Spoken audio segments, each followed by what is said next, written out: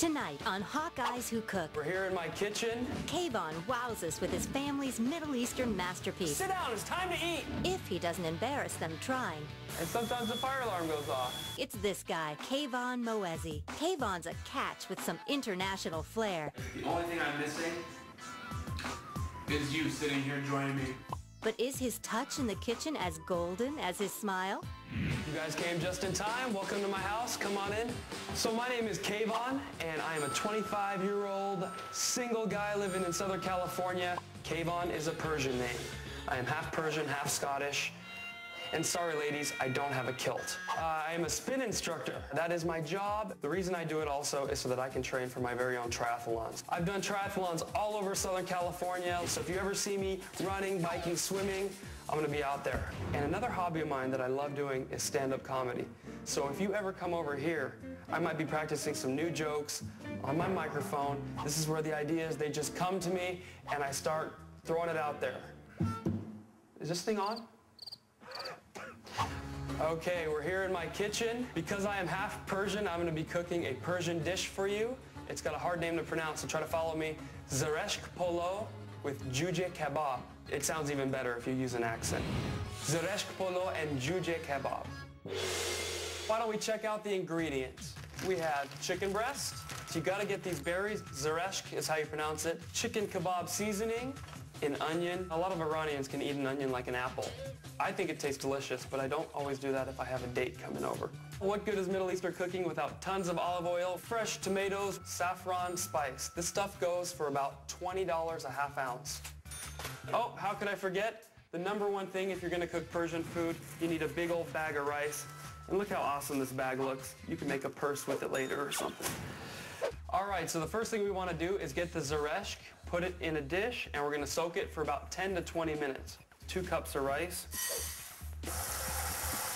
My aunt, who was born in Iran, taught me how to make this dish when I was in college because I was eating fast food 7 days a week, and that doesn't really cut it on the waistline.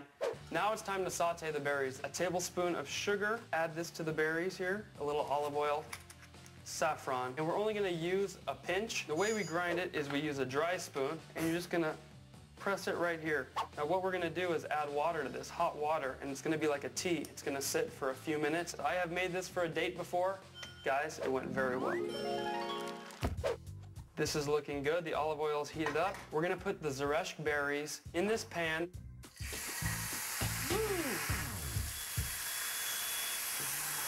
And sometimes the fire alarm goes off. That's why you should turn the vent on. It'll go off eventually. All right. Warning. Warning. Warning. What we're going to do with this boiling water right here is we're going to add it to the saffron, and we're going to let that sit. And then we're going to layer the Zereshk, then put more rice, layer the Zereshk, and more rice. So it's kind of add a little bit of this saffron water that we created, and you just lightly pour it on, and then we're going to put it on a low simmer for the next 40 minutes. Okay, I want to show you what goes into getting the chicken prepared. The kebab seasoning is the secret ingredient. So we're going to add that right here to the Ziploc bag. Our good friend, the olive oil, pour it in there as such, and fresh squeezed lemon. Citrusy taste is something to me that's very sexy. So if it tastes citrusy, lemon juice, oh, I love it. Now I'm going to cut this chicken into about 2-inch cubes. We can add our chicken breast in a Ziploc bag, and we let that sit overnight. And just to save time, presto, I had one that was marinating overnight already for us. If you want to have a creative date, you can make this food here at home. Then you put it in a little picnic basket, take it to the beach, glass of wine, watch the sunset. You can't beat that. And also, it's a lot cheaper than anything else out there. Now we get out my in-home grill. Look at this baby. This is warm. Put the chicken on there.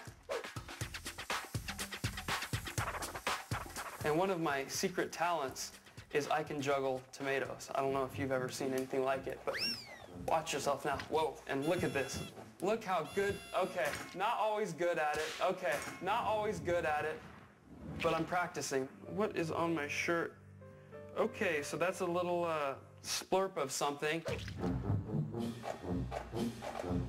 Now let's throw these right on there. Some pita bread. You can kind of smush them. The tomatoes are ready. Perfect, so while we're waiting for the chicken to finish up, this rice is ready. 1, 2, 3. Wow, that thin layer right there is called tarig. And this is the part that people want, so they fight over that.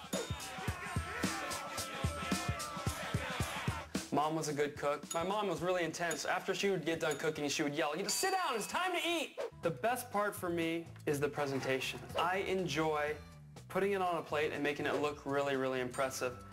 I am really happy with the way this turned out. So I always get some garnishes. I get spinach, I add carrots to it, add a little citrus to give it an extra bite.